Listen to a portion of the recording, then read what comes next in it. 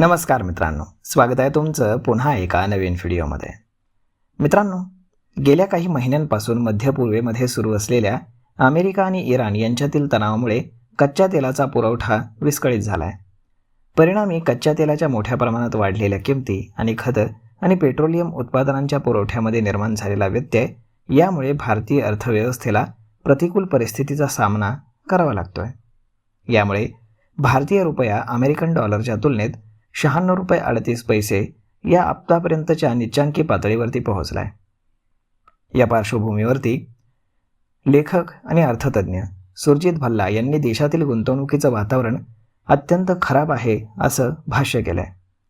America आणि इस्रायलनं इराणविरुद्धच्या युद्ध पुकारल्यामुळे कच्च्या तेलाच्या वाहतुकीसाठी अत्यंत महत्त्वपूर्ण असलेला हॉर्मुझ हा जलमार्ग इराणनं रोखला आहे. याचा जगभरातील अर्थव्यवस्थांना मोठा फटका बसला आहे. पंतप्रधान नरेंद्र मोदी यांनी 17 मे रोजी नेदरलँड्समध्ये असा इशारा दिला होता की आपत्तीचं हे दशक आहे. जगाच्या लोकसंख्येचा एक मोठा वर्ग पुन्हा गरिबीमध्ये ढकलल्या जाण्याचा धोका निर्माण झाला आहे. पंतप्रधान नरेंद्र मोदी यांच्या या विधानानंतर अर्थतज्ञ सुरजित भल्ला यांनी प्रतिक्रिया दिली आणि ते म्हणाले की भारताच्या बाबतीत बोलायचं झाल्यास मला असं वाटतं की अत्यंत गरिबीच्या पातळीच्या दृष्टीनं किंवा तिथे असलेल्या लोकांच्या टक्केवारीच्या संदर्भात आपण त्या पातळीच्या खूप वर आहोत. भारतामध्ये गरिबी नियंत्रणात ठेवण्यामध्ये अनेक घटक कारणीभूत आहेत. मोफत सुविधांची यंत्रणा आणि अन्न अनुदाते यांचा त्यामध्ये समावेश होतो असंही त्यांनी नमूद केलं. याचबरोबर त्या अन्न अनुदानामध्ये कपात करण्याच्या बाजूनं आपलं मत मांडत होत्या.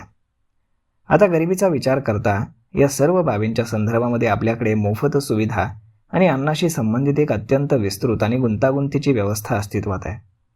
त्यामुळे मला असं वाटतं की ते या गोष्टींकडे निर्देश करत असावेत की आपण कदाचित अन्न अनुदानात कपात करायला हवी. ही एक अशी गोष्ट आहे जिचं मी पूर्णपणे समर्थन करतो. भारतामध्ये 80 कोटी लोकांना मोफत अन्न देणं याला काहीच अर्थ नाही असं भल्ला बोलले. सुरजित भल्ला यांनी यावेळी देशातील गुंतवणुकीसाठी प्रतिकूल असलेल्या वातावरणाबाबतही भाष्य केलं. केवळ परदेशीच नव्हे तर खुद्द भारतीय नागरिक देखील भारतामध्ये गुंतवणूक करत नसल्याचं त्यांनी नमूद केलं. या परिस्थितीसाठी त्यांनी 2017मध्ये लागू करण्यात आलेल्या थेट परकीय गुंतवणूक कायद्यांना जबाबदार धरलं. भारताच्या बाबतीत काहीतरी असं घडलंय ज्यामुळे गुंतवणूक होतच नाही, खाजगी गुंतवणूक तर अजिबातच होत नाही. असं म्हणता येईल की थेट परकीय गुंतवणूक म्हणजेच FDI तर खरोखर घसरून अगदी नकारात्मक पातळीवरती पोहोचला आहे. गेल्या काही काळापासून मला गुंतवणुकीच्या विशेषतः थेट परकीय गुंतवणुकीच्या बाबतीमध्ये सध्या काय घडतं याची चिंता आहे.